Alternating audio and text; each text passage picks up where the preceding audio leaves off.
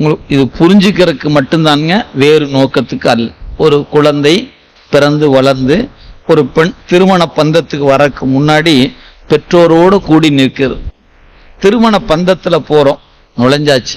இப்ப அந்த வினாடி அந்த பெற்றோரை ஒதுக்கிட்டு கணவனை சாருகிறோம். சாரும் பொழுது அந்த பிரிவு, வருத்தம், துயரம் எல்லாம் நிக்குது. நாட்பட அதுக்கு என்ன புரியுது? இதுதான் என் குடும்பம். அம்மா உங்க வீட்டுக்குள்ள நான் வரல அப்படிங்க. யாரு?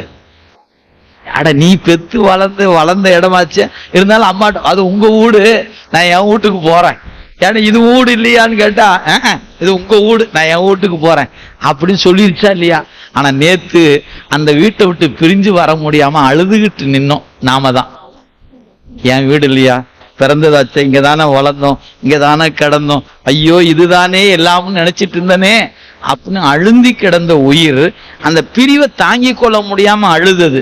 இன்னைக்கு எப்படி தெரியுமாச்சு? இது என் வீடுன்னு ஆயிடுச்சு, அது உங்க வீடுன்னு ஆயிடுச்சு இல்லையா? இதுதாங்க மாற்றம். அப்ப இது எப்படி நடக்குது? நாளே சொன்னா ஒத்துருக்கவே மாட்டேன், கல்யாணமே வேணான் இருப்போம். அது கல்யாணம் ஆகி குழந்தைகள்லாம் வந்த பிறகு நாளாக இல்ல இதுதான் என் வீடு அப்படின்னு ஏத்துக்குச்சா? பக்குவம் வந்துருச்சு. இதுதாங்க பக்குவம், வேற ஒண்ணும் இல்லை. இதேதான் நமக்கு. நாம நேற்று பிறந்த வீடா இருப்பது ஆணவ மலம். அதுல பிறக்கல, நாம அங்கதான் இருந்தோம். ஒரு சகசமா இருந்ததுனால அதை விட்டு பிரிய மனசில்லாம கிடந்தோம்.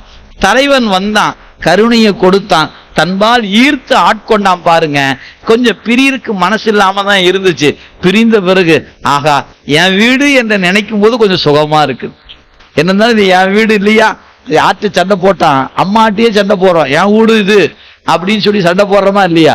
அது மாதிரிதாங்க உயிர் இறைவனை பற்றுகிற பொழுது ஒரு சுகத்தை, ஒரு பரமானந்தத்தை அனுபவிக்கும். அது நேற்று இருந்ததை விட இப்ப இருப்பது மிக சுகமாக இருக்கிறது என்பதை உயிர் அறிவுக்குள்ள அறியும்.